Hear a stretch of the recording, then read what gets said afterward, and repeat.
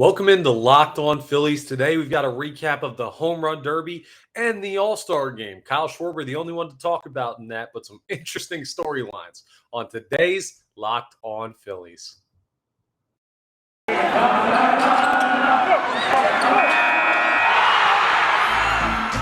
are Locked On Phillies, your daily Philadelphia Phillies podcast. Part of the Locked On Podcast Network, your team every day.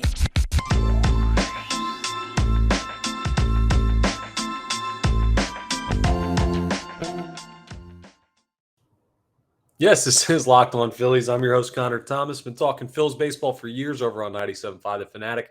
Now happy to be here with you as your host of Locked On Phillies, and I want to thank you for making Locked On Phillies your first listen every day. We're free and available wherever you get your podcasts. Apologize for the tank top. It's like 100 degrees in Philadelphia right now. We're in the middle of an unbelievable heat wave up here, so nice that I don't have to head down to the ballpark, and we've got a little off time from Phillies baseball. Got a bunch of stuff to fit in before the Phillies get back in action on Friday. We'll still have our breakdown of the best moments of the first half of the season. We'll have a second half preview of everything. We'll take a look at the series coming up with the Chicago Cubs. A lot of content going to be coming out over the next couple days. But first, let's get into what we have today, which is we're starting with the Home Run Derby conspiracy. Kyle Schwarber got knocked out in the first round of the MLB Home Run Derby by Albert Pujols. And there was no shortage on controversy when it came to this matchup. Now, a lot of fun stuff happened in the Home Run Derby. Julio Rodriguez, the Mariners power-hitting rookie, going 32 bombs in the first round. Incredible. Juan Soto, with all the questions about his contract and what's going on with him potentially getting traded, winning the Home Run Derby. Awesome. Pete Alonso getting unseated. The Mets not winning something. Great. I'm always happy with that. NL East showing off some power with Acuna, Soto, Schwarber, and Alonso all in. But maybe the weirdest thing that happened throughout the Home Run Derby was the matchup between Kyle Schwarber and Albert Pujols. And a lot of people are saying that there is a conspiracy theory going on when it comes to Albert Pujols, Kyle Schwarber, and whether or not Schwarber threw the first round. Well, so Pujols comes out, and he starts really, really slow. Like, his swings don't look good, and it's starting to look like when Albert Pujols was taking his swings in the first round, that Kyle Schwarber was going to have like the easiest first round matchup of all time in a Home Run Derby. And then Pujols heated up a little bit and got some nice swings on the ball, but nothing crazy that Kyle Schwarber was going to have to overcome. Just needed to go ahead and hit about get 19, 20, 21 home runs. Gettable, but that was also with the extra time. And you got to believe that Kyle Schwarber's going to get there. And then Schwarber comes to the dish. It's his turn to swing. And all of a sudden, he looks like he's never hit a baseball before. Now, his pitcher was not doing him justice. It seemed like the pitches were all over the place, but also seemed like he was like when you look at the swing, it almost looked like he wasn't trying as hard as he could have been trying. It very much had the feel of the who is this guy and what did he do with Kyle Schwarber? And then it comes down to the final stretch. Time is running out in the bonus time, and Kyle Schwarber's getting close. He's got that extra time for distance on home runs. And it looks like when you watch the replay back, the ESPN broadcast of the Home Run Derby, that they missed a home run. It sounded like that there was a home run that the announcer said was hit, but didn't register on the scoreboard. And then people played back the video and said it actually looks like that ball fell short because you could see one of the people shagging fly balls in the outfield at Dodger Stadium, reaching up on the warning track and catching it. I said it last night. We had a live stream during the AllStar game with a bunch of hosts of Locked On podcasts. So we were all in there talking, and they asked me about the Home Run Derby and Kyle Schwarber and my thoughts. And I was like, it's like we got the Zapruder film for baseball going on with, I saw the home run. No, they didn't count the home run. No, it looked like it fell short. I don't know what's going on here. It looked like the time was out. It looked like he had more time. It looked like there was a pitch thrown late to Albert Pujols that shouldn't have counted. Like all this weird stuff going on. And then They end up tied after the first round, so they go to a swing off, and Albert Pujols bests Kyle Schwarber in the swing off. Now, there's plenty of people out there who think Kyle Schwarber actually threw the home run derby. He said, okay, I understand the moment for Albert Pujols. I see how the crowd is reacting to this guy. It's just the home run derby. It's whatever. I'm going to go out there. I'm going to give it some effort, but ultimately, if it's close, I'm going to kind of bow out and let Albert Pujols take over. And he literally did bow out. He bowed to Albert Pujols after the first round, after he was defeated, him being Kyle Schwarber, bowed to Albert Pujols. Pujols moves on and gets knocked out in the next round, but still, it allows Albert Pujols to move on. Here's where I stand on the whole conspiracy about Kyle Schwarber throwing the home run derby to allow Albert Pujols to advance and get more recognition from the crowd, being that he's one of the legends who's allowed in on Rob Manfred's new legendary appointment, whatever it's called, where you can appoint one legendary player to both the American League and the National League side. Albert Pujols being that for the National League, Miguel Cabrera, that guy for the American League. But here's why I don't really buy into the conspiracy surrounding the home run derby, right?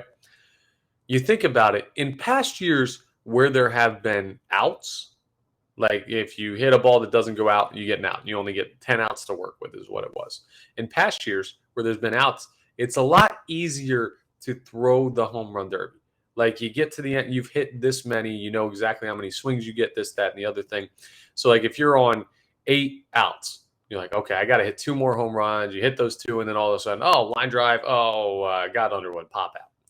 It seems much easier than having to deal with a running clock and trying to time things up that way. A clock makes it much more difficult to throw a home run derby. In my mind, not saying it's impossible, but that makes it seem a little bit less plausible to me. And the fact that they went to a swing off, well, Kyle Schwarber, if he was going to try and throw it, he wouldn't try and tie Albert Pujols in the original first round. He would have lost to Albert Pujols, not taking the chance that like trying to tie just seems fishy, and pushing it to a swing off if you're not trying to win seems unnecessary. Like if he had just lost outright, it would have been the same effect. So I don't believe that Kyle Schwarber threw the home run derby. Here's what I think. I think he didn't have a really good pitcher. I think he wasn't exerting full effort because he didn't think he needed to beat Albert Pujols. And then when everything was all said and done, like when it got close at the end there, maybe there was a little bit of foot off the gas for Kyle Schwarber, but I don't think it was a full throwing of the competition where it was just like from the beginning, or once you see Albert Pujols is around, you're like, man, I got to let this guy continue on. So that's just my thoughts on it. Now, what happened the rest of the derby, Juan Soto ends up winning the home run derby, which was awesome. Cool to see. Love to see Juan Soto get that done. He takes care of business against Julio Rodriguez. Pete Alonso does not three-peat. So Pete Alonso falls short, and Juan Soto bests a home run derby that included Kyle Schwarber, Albert Pujols, Julio Rodriguez, Corey Seager, Ronald Acuna Jr., Pete Alonso, and I'm missing one more. Did I say Julio Rodriguez yet? No, Jose Abreu. That's who else I forgot. Or not Jose Abreu, Jose Ramirez from the Cleveland Guardians. Jose Abreu, of course, the Chicago White Sox. So that's who Soto ends up beating. And props for the 3rd straight year. The Home Run Derby trophy is coming back to the NL East, the division of power hitters. And Kyle Schwarber still has 29 home runs. I actually kind of like that he was done early, because now no worry about what I was talking about prior to the Home Run Derby, where it's like, will he get fatigued? Didn't take that many swings. So, hey, zone in for the second half of the season, and we'll get you a better trophy than the one you would have won for the Home Run Derby. Okay, Kyle Schwarber? Perfect. Should be well rested. All good. We'll talk about his short appearance in the All-Star game coming up in the next segment. But I also want to break down just everything that went on in the All-Star game. If you hadn't had a chance to catch it, and some interesting stuff that Phillies fans and baseball fans in general would like to have their eyes on that we saw during the All-Star game last night. We'll break it down next on the next segment of today's Locked On Phillies. All right, let me tell you about BlueNile.com. Whether you're ready to pop the question or maybe you're celebrating a milestone moment, you can find jewelry as special and unique as her with the modern convenience of online shopping at BlueNile.com.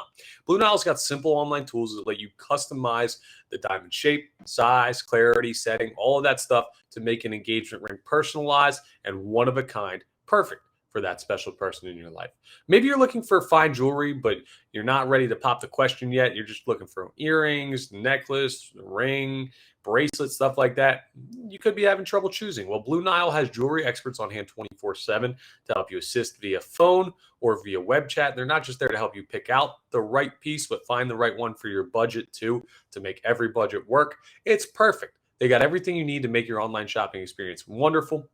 So make your moment sparkle with jewelry from BlueNile.com. And going on now is the Blue Nile Anniversary Sale, which means you can save up to 40% on classic fine jewelry pieces and 25% on engagement ring settings. That's a great deal. Plus, every order is insured, ships free, and arrives in discreet packaging that won't give away what's inside. So shop stress-free and find your forever piece. Go to BlueNile.com today. All right, it's time to recap the All-Star game from last night. Not too much seen from Kyle Schwarber, but still an interesting night. Some fun stuff. We'll detail all the action in a second. But first, I want to tell you about the NFL Top 50 thing that we're doing at Locked On Sports. Which NFL stars move the betting line the most? Well, starting on July 18th, which, oh my goodness, on July 18th, it's already started. Locked On gives you the 50 most valuable players in the NFL from the odds makers at Bet Online. It's available starting on July 18th, so available now on Locked On NFL or wherever you get your podcasts and on YouTube. So go ahead and check that out. Birds fans, a big year looking like for the Eagles. So go ahead and see which Eagles make that list, if any. Maybe they don't. It seems like the Eagles are more of a balanced team without the true superstar players, which is, I kind of like that. Good team, somewhat under the radar when it comes to Super Bowl contention. That's all the talk for Locked On Eagles, though. Let's get into the All-Star game because, of course, this is Locked On Phillies. Now, not a lot of Phillies content out of the All-Star game last night. Kyle Schwarber didn't end up getting into the game until the top of the sixth inning, in which he was inserted in left field as a defensive replacement. Had a couple of bats in the game, but let's start from the top so we can go through exactly what happened in the All-Star game. Now, Shohei Ohtani comes up to start off the game against Clayton Kershaw in Los Angeles. Kershaw, the starting pitcher for the National League. Shane McClanahan, the starting pitcher for the American League. And Shohei Ohtani says in an interview right before the game starts, first pitch, first swing, comes up and first pitch, he hits a single to center. Looks like he might have broke his bat, but singled off a four-seam fastball from Clayton Kershaw. And then what does Kershaw do? He immediately picks Ohtani off of first base. I didn't know you could pick off in the All-Star game. Come on, man. But gets Ohtani out, strikes out Aaron Judge on the next pitch after that. And after walking Rafael Devers, Vladimir Guerrero Jr. grounded into a fielder's choice to shortstop, getting Devers out at second. And we move on to the bottom of the first. Shane McClanahan comes up then, pitching for the American League. And, well, the National League gets things started early. Ronald Acuna Jr. hit a ground rule double to shallow left field, gets one that bounces out of play. Then Mookie Betts singles to center. The Dodger finally getting a hit. He hasn't been great recently in actual baseball play, but a big single in the All-Star game, scoring Ronald Acuna. And it's 1-0 National League.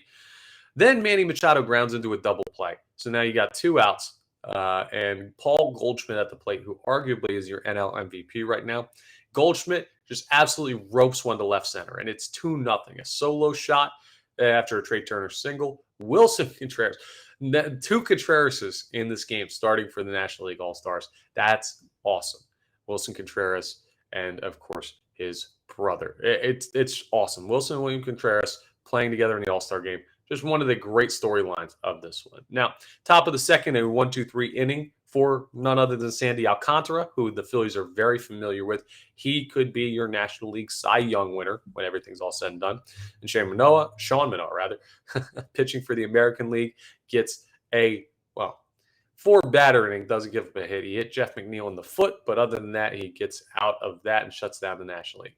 Top of the third, quick for Joe Musgrove. Bottom of the third, quick for the American League All-Stars. The National League All-Stars.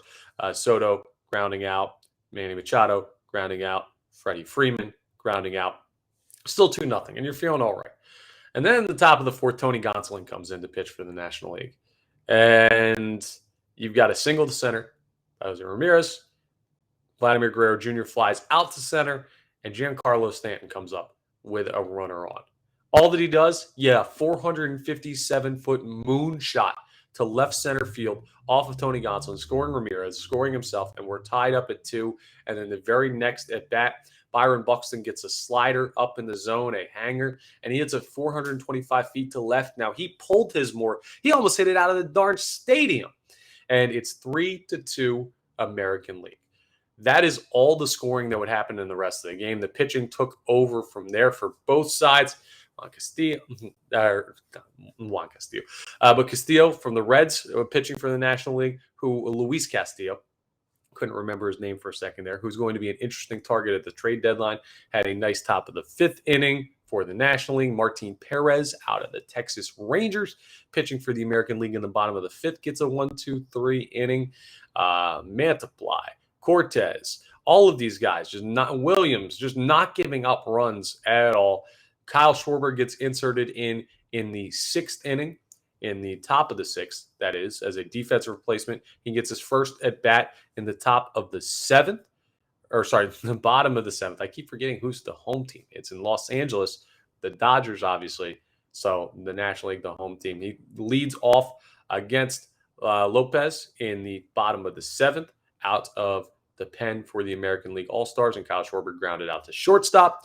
And then the next at bat that Kyle Schwarber got was a strikeout looking in the bottom of the 9th, to the second to last, the penultimate strikeout of the game. Now, I don't know about you.